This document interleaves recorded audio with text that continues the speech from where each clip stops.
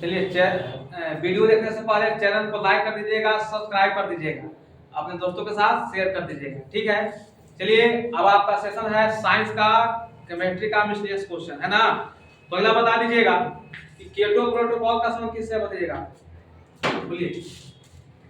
Ozone sir कीटो protocol है, green house प्रभाव से जी। तो बताइएगा मॉन्ट्रियल संलेख बताइएगा का संबंध किससे है जी, मॉन्ट्रियल संलेख का संबंध 10 बोलिए। ग्रुप बी से है, उधर से, इधर से, ओजोन, ठीक है। ओजोन के संरक्षण से कितना जल्दी भूल जाते हैं जी, आप बता दीजिएगा। नागोय प्रोटोकॉल का संबंध बताइएगा किससे है, ठीक है। आपका हो गया जैव। तो आप बताइएगा उधर से वन का कटाई होने से किसकी मात्रा में कमी होगी, पेड़ पौधा तो होगा ही बोलिए, ठीक है। CO2 की मात्रा बढ़ेगी, ऑक्सीजन की कमी हो जाएगी, है ना। तो चलिए आप बता दीजिएगा चिपको आंदोलन का संबंध किससे है जी, पेड़ की कटाई के संरक्षण से, ठीक है। चिपको आंदोलन का जो संबंध है ना पेड़ों की कटाई के संरक्षण से है ना, चिपको आंदोलन। चलिए बहुत बढ़िया, आप इधर से बता दीजिएगा, उधर से ना, ठीक है। कोयला और पेट्रोलियम जो है ना, यह कैसा संसाधन में आता है बताइएगा, नवीकरणीय अनवीकरणीय बता सकते हैं, गैर या गैर परंपरागत भी बता सकते हैं, बची परंपरागत ठीक है, अनवीकरणीय सही है। देखिए बहुत रहे, सुनिए इसमें बहुत क्वेश्चन कंफ्यूज करता है एग्जाम में, बहुत आता है, बहुत कंफ्यूज करेगा, समझ लीजिए बढ़िया से। अगर आपसे पूछेगा कि कोयला पेट्रोलियम कैसा संसाधन है, अगर ऑप्शन में नवीकरणीय और अनवीकरणीय है तो आप अनवीकरणीय बताइएगा, काहे कि अनवीकरणीय का परिभाषा कहता है कि वैसा संसाधन जिसका पुनः पूर्ति संभव नहीं हो, उसको अनवीकरणीय संसाधन कहते हैं, ठीक है। अनवीकरणीय जिसका पुनः पूर्ति संभव, इससे जल हो गया, ठीक है। तो आपसे क्वेश्चन है, या अगर पूछेगा परंपरागत, तो नवीकरणीय अनवीकरणीय में पूछेगा तब ना बताइएगा ऐसा। अगर पूछे परंपरागत और गैर परंपरागत में तो अपने दिमाग से उल्टा सोचना पड़ेगा। कोयला और पेट्रोलियम कहेगा तो इसको बोलना पड़ेगा आपको परंपरागत, और सूर्य कहेगा ना सौर ऊर्जा या फिर आपका गैस कहेगा तो आपको गैर परंपरागत बोलना है। बायोगैस, सौर ऊर्जा ऐसा बोलेगा तो गैर परंपरागत। नहीं लगता है कि गैर कह रहा है, लगता ना है, लेकिन गैर है जो समझिए कि नवीकरणीय हो गया। गैर परंपरागत के मतलब समझिए नवीकरणीय संसाधन, और परंपरागत के मतलब समझिए अनवीकरणीय संसाधन, ठीक है जी। चलिए अगला बता दीजिए, इसमें आपका बात हुआ क्लियर। तो बताइएगा, हाँ इधर से ना जी, चिपको आंदोलन का प्रणेता कौन थे जी, सुंदरलाल बहुगुणा, ठीक है, सुंदरलाल बहुगुणा थे। तो चलिए आप उधर से बता दीजिएगा कि पवन ऊर्जा कैसा संसाधन है, इसको उदाहरण नहीं दिए थे हम, नवीकरणीय यानी परंपरागत हिसाब में कहेंगे था, ठीक है, गैर परंपरागत कहेंगे, है ना जी। चलिए आप इधर से बता दीजिएगा कि धातु तत्वों का सबसे पहले धातु और धातु रूप में किसने वर्गीकरण किया था, ठीक है, कौन, लेबोजियर। फिर से क्वेश्चन, तत्वों का वर्गीकरण धातु और धातु में किसने किया था, वो तो तत्व आपका है ही वर्गीकरण। इधर से मेंडलीव का और सार्वभौम लोग देखा उस पर, उधर बोलिए त्रिक के नियम कौन दिया सर, वही है। चलिए दोबारा ना, डोबरेनर का त्रिक नियम लवाजे ने दिया था, ये बात कहा था तत्वों का वर्गीकरण धातु और धातु रूप में लवाजे ने किया था, और डोबरेनर ने तो ट्रिक नियम दिया, त्रिक नियम दिया था, है ना, त्रिक नियम, ट्रिक नियम दिया था, इसका मतलब। चलिए शांत रहिएगा, आपसे क्वेश्चन बी से क्वेश्चन है, तो बताइएगा डुब्रेनर का ट्रिक नियम क्या कहता है जी, इधर से बताइएगा, इसको परिभाषित कीजिएगा। पहला तत्व और दूसरा तत्व, हाँ द्रव्यमान, हाँ पहला दूसरा के ना, पहला दूसरा के, तीसरा नहीं ना इसमें, नहीं मध्य होता है, हाँ मध्य का, यानी पहला और लास्ट का, ये पहला दूसरा नहीं, पूरा प्रथम और, चलिए प्रथम और अंतिम तत्व का जो औसत जो द्रव्यमान होगा वह बीच के क्या होगा, बराबर होगा, ठीक है, कोई बात नहीं। ठीक है, प्रथम और अंतिम तत्व कहिए। मध्य का हाँ, तो बराबर तीन को अगर दिया रहेगा तो प्रथम और लास्ट का जो औसत जो योग होगा ना, औसत भार होगा, जो बीच के बराबर होता है। ठीक है, अगला क्वेश्चन। डोबरेनर ने ट्रिक नियम दिया था ना, उस समय कितने तत्व मौजूद थे बताइएगा?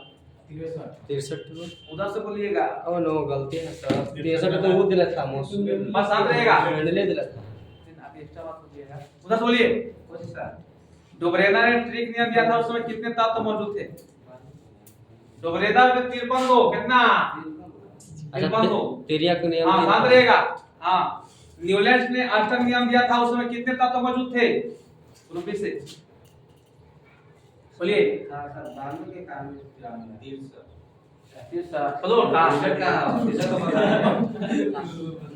चलो बोलिए तो। न्यूलैंड के अष्टक नियम के समय 56 तत्व मौजूद थे। कितना? 56 को तत्व मौजूद था न्यूलैंड में, 56। तो बताइएगा, बस शांत रहिए, कहाँ कैसे सब बता रहे हैं। तो आप बताइएगा कि मेंडलीव जो आवाज सामने बनाया था ना, उस समय कितने तत्व मौजूद थे? 63 या था 63 वो है ना जी। 63 तत्व ये दो बार बोल दिया सर, मौजूद थे, है ना? ये दो बार बोल दिए। कोई पूछे नहीं, कोई तो अपने आप बोल रहा था, ठीक है ना? सब पूछे नहीं थे। सुनिएगा, न्यूलैंड में 56 तत्व, ट्रिक नियम में 53 को, और मेंडलीव के समय 63 तत्व मौजूद थे। तो आप बता दीजिएगा कि जो न्यूलैंड ने अष्टक नियम बनाया था ना, वो अपराइट टेबल किसके आधार पर सजाया था? संख्या के आधार पर। हम बताएं सर। आप ही का एडिटेड में आया था। बोलिए। हाँ, अथी सारे गामा अथी वो बात नहीं, वो तो है ही अष्टक नियम, माने आधार पर नहीं से है। हाँ, उधर से बोलिए तो। बता दिया आपसे क्वेश्चन है कि न्यूलैंड ने आवर्त सारणी बनाया था, तो किसके आधार पर सजाया था? आवाज माने परमाणु संख्या के आधार पर कि द्रव्यमान संख्या के आधार पर, इसे बताना है। संख्या के आधार पर ना। चलिए, गलत है, उधर से बोलिएगा जी। संख्या के आधार पर बोलिए। चलिए, परमाणु भार के आधार पर सजाया था जी। हाँ, द्रव्यमान तो बोले संख्या बता रहा है, खाली परमाणु बोल रहे थे आप। भार बोलिएगा चाहे द्रव्यमान बोलिएगा, एक ही बात है। परमाणु बोले थे सर। द्रव्यमान बोले थे ना, हमको लगा ना कि ओनली पर आप खाली परमाणु बोल रहे थे। हाँ, तो मन भी मैंने पता नहीं चला। ठीक है, परमाणु द्रव्यमान या भार एक ही बात होता है, समझ गए ना? ठीक है, परमाणु भार के आधार पर, द्रव्यमान के आधार पर सजाया था न्यूलैंड में। हाँ, तो आप इधर से बता दीजिएगा कि मेंडलीव ने आवर्त सारणी को सजाया था किसके आधार पर? परमाणु संख्या के आधार। मेंडलीव पूछे ना, उधर से बोलिए। नहीं, मेंडलीव का आवर्त सारणी है जी हाँ, बोलिए। ठीक है, ये भी परमाणु भार के आधार पर है। न्यूलैंड ने और मेंडलीव ने दोनों जो है परमाणु पीरियोडिक टेबल को, आवर्त सारणी को द्रव्यमान संख्या के आधार पर ही सजाया था। समझ गए हैं जी। चलिए, तो बताइएगा, जो आधुनिक आवर्त सारणी मोस्ले के द्वारा बनाया गया था, किस वर्ष बताइएगा? बस बोलिए। 20 वर्ष। जी हाँ, एक्स्ट्रा क्वेश्चन इसमें बोलिए। उधर से बोलिए तो। पास है 1913 में, 1913 में। तो आप बता दीजिएगा कि जो आधुनिक आवर्त सारणी है, किसका आवर्त फलन है, किसके आधार पर सजाया गया था? संख्या पर। ठीक है, परमाणु संख्या के आधार पर सजाया गया था, है ना? चलिए, बहुत बढ़िया है। तो आप उधर से अगला क्वेश्चन आपको बताना है जी। ठीक है, तो बताइएगा कि आवर्त सारणी के उदाग्र स्तंभ को क्या कहते हैं? हाँ, ठीक है, उदाग्र को वर्ग कहते हैं, क्षैतिज कहता है, बताइएगा। क्षैतिज को आवर्त कहते हैं। तो आप बता दीजिएगा कि वर्तमान यानी आधुनिक आवर्त सारणी में वर्ग और आवर्तों की संख्या बताइए कितना है? उधर से आवाज 7 को है। ठीक, आवर्त 7 वर्ग 18 है। तो आप बताइएगा कि मेंडलीव के आवर्त सारणी वर्ग की संख्या और आवर्त की संख्या बताइएगा। बहुत बढ़िया क्वेश्चन है, पास उधर से बोलिए। बोलिएगा। देखिए, 18 के आधा जाइए, वर्ग पर 9 गो वर्ग, और आवर्त जो करते हो 7 है, यानी आवर्त 7 है और वर्ग खाली 9 गो, माने 18 के आधा। ठीक है ना? चलिए, अगला क्वेश्चन आपको बताना है, किसी भी वर्ग में सभी तत्वों का गुण क्या होता है? किसी वर्ग में सभी तत्वों का गुण बताइए क्या होता है। ठीक है, समान होता है, सिंपली बात है ना। चलिए बहुत बढ़िया है। तो आप इधर से बता दीजिएगा, आपसे क्वेश्चन है कि लेंथेनम। अच्छा बताइएगा आप कि परमाणु संख्या जो 56 वाला तत्व है ना वह किस ब्लॉक में होगा? लैक्टिनाइड किस ब्लॉक पूछा जा रहा है? ब्लॉक। हाँ तो लेंथेनम होता है डी ब्लॉक। क्या बात है, उधर से बोलिए तो। sp कोई बोले सर परमाणु संख्या 56 वाला तत्व किस ब्लॉक में होगा? उधर से बोलिए। हमें बताएं।